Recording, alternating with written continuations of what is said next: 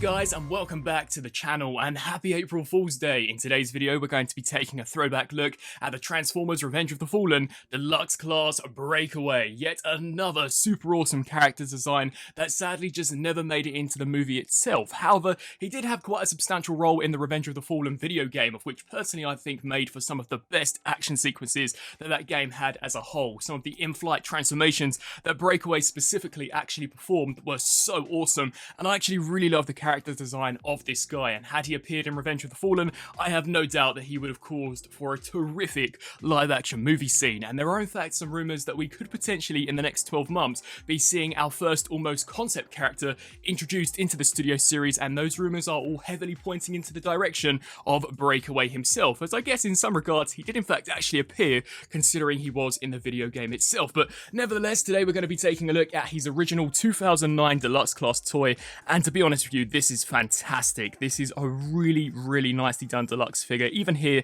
in the jet mode, I think it's probably one of the best jet formers that I've seen for the live action movies. As we just spin our attention here to the side, you can see that there is literally barely any excess robot mode kibble that actually hinders the design. It looks incredibly sleek, really awesome. And here from a bird's eye perspective, you can see all of the various different markings that we've got here for the wings. I think the overall design of this looks incredibly elegant. You can see some really awesome brown paint apps here for the sides with the Autobot insignia slap bang in the center. Quite strangely, we do have the bot mode head just kind of sticking out here for the cockpit, but this plays more of a vital role when we get him transformed up into robot mode. But as we just take a look at here from a front on perspective, you can see that nose cone looks really sharp.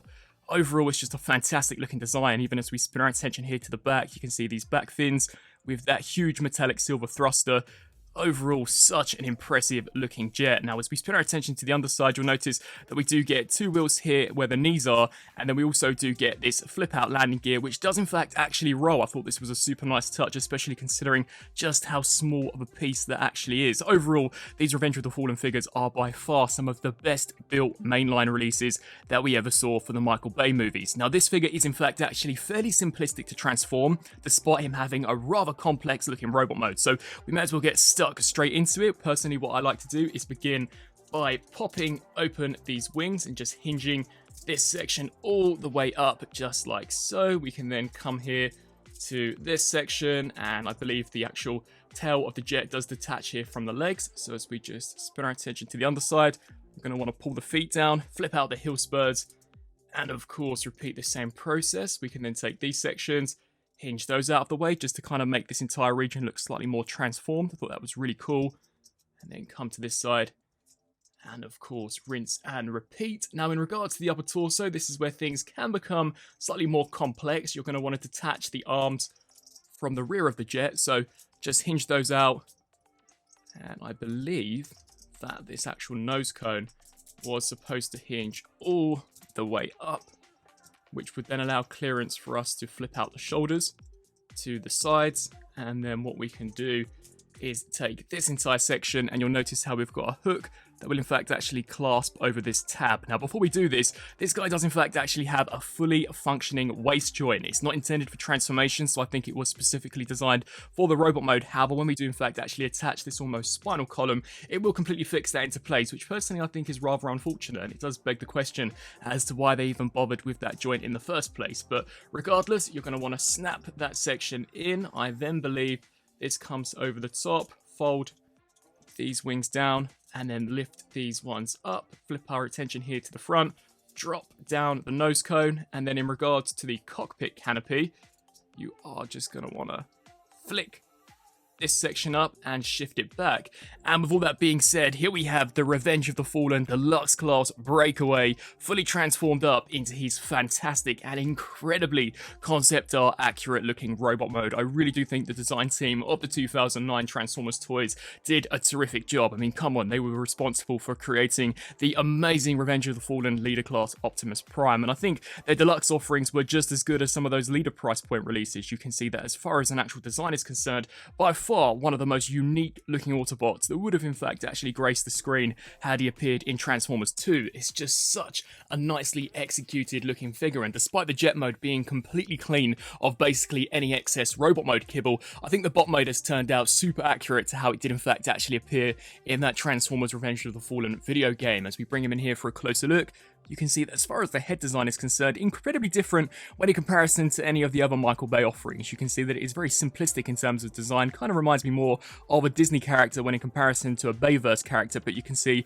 really nice looking sculpt work. We've got what appeared to be an almost breathing apparatus there where the mouth is concerned. You can see some nice tubing detail which pegs into this almost breather mask. I know there were some out there that weren't hugely keen on the fact that the head was basically fixed within the cockpit, but personally I think it looks really nicely done. It does give me the impression at least that there is a smaller inner robot kind of harnessed with this gigantic mech. I think that's actually a pretty cool looking design. You can see how the cockpit sits here up to the top. I think the overall design of the body is super awesome, and considering how simplistic the transformation is, I think this has turned out incredibly effectively. You can see how all of the wings of the jet mode do create for this incredibly distinctive looking design, and overall I just think it looks fantastic. Even from the front, it's such a nicely designed Autobot. You can see here for the forearms, we do in fact actually get some mech alive where those biceps are concerned, as well as here for the minigun, but we'll touch base more with that in just a second. You can see these really bright bursts of green scattered throughout this guy, which to be honest, upon first glance, I wasn't a huge fan of. However, I actually do think it goes along with this overall beige color scheme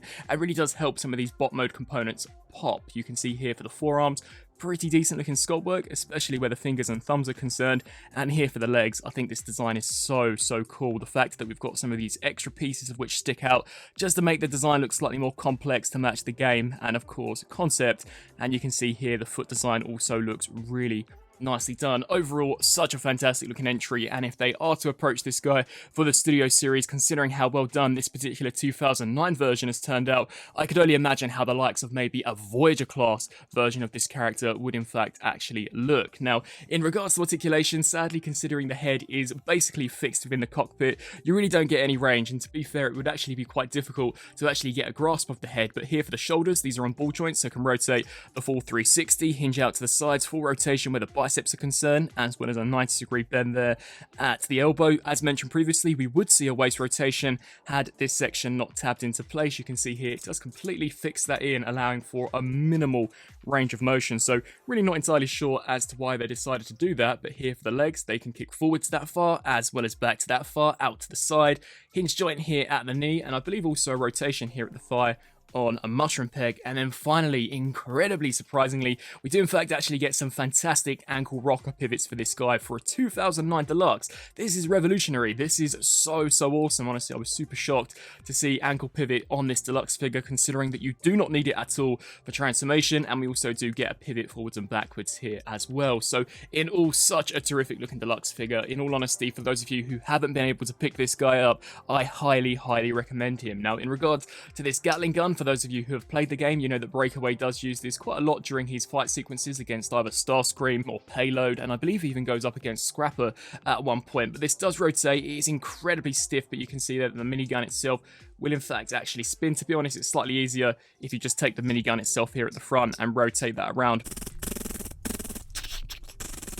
But overall, a very impressive looking figure. Now, in regards to some size comparisons here for robot mode, here we have Breakaway compared next to two Studio Series Deluxe class figures, those being Revenge of the Fallen Bumblebee and Sideswipe. And you can see definitely a Deluxe by today's standards as well. I think that if Hasbro were to approach this guy, perhaps he'd be a slightly smaller Voyager, as I do think he was a little bigger in the actual video game itself. But in terms of display for now, I really have no issue in fact actually putting this guy in the display alongside some of these other Studio Series offerings, and I just kind of really wish that he had in fact actually made an appearance in the Revenge of the Fallen film itself. And so there was my April Fool's throwback review for the Transformers Revenge of the Fallen Deluxe Class Breakaway. Overall, a fantastic entry into the Revenge of the Fallen toy line. I think that in regards to jet mode, as mentioned earlier on in the video, it's by far one of the cleanest looking jets I think I've seen, especially for a 2009 era Michael Bay Transformer. The majority of the jets, even the hump for the Decepticons leader Starscream, sadly were plagued with quite heavy undercarriage kibble, whereas this guy for the most part is pretty damn clean. I think in regards to jet mode, it is equally as strong as the robot mode, and in regards to transformation, it's actually fairly simplistic despite the jet and the bot mode looking as accurate as they do when you actually compare the robot itself to either the concept art that was supposed to appear in the movie or how he actually appeared in the video game. It's near enough dead on. I really do think the designers did a fantastic job. The robot mode design personally I think is awesome, incredibly distinctive, really different when in comparison to any of the other Autobots that we saw from the Bayverse, besides maybe Jetfire. There definitely is a sort of Jetfire element to him, especially where the placement of kind of the jet wings end up in the robot mode, but really, really nicely done. I think the overall design looks awesome. The color scheme, it shouldn't work on paper, but in hand I actually think works really nicely. Those great green blasts really do help to pop certain aspects of the sculpt. I think the overall beige color scheme looks awesome. Definitely would blend in with some of those more muted Autobots or Bayformers that we saw during the live action era. And in regards to articulation, besides a slight qualm that I have in regards to the head and the waist joint, I think he's really nicely done. In particular would be where that ankle rocker pivot is concerned. That was something that I was just not expecting for a 2009 era Deluxe, and personally I don't think he looks that bad being displayed alongside some of your Studio Series offerings. So in all, this is definitely one of the hidden gems from the Revenge of the Fallen toy line. I've had an absolute blast filming this review here today, and just in all, actually handling this guy is super fun. I'd love to hear your thoughts down in the comment section below. Did you guys enjoy this throwback review? For those of you who own this character, do you rate him as highly as I do? And would you be welcome to in fact actually seeing this particular concept character, or just kind of concept characters in general, make their debut into the Studio Series? As always, I thank you all so much for watching, and until my next review, I'll see you then. Thanks for watching.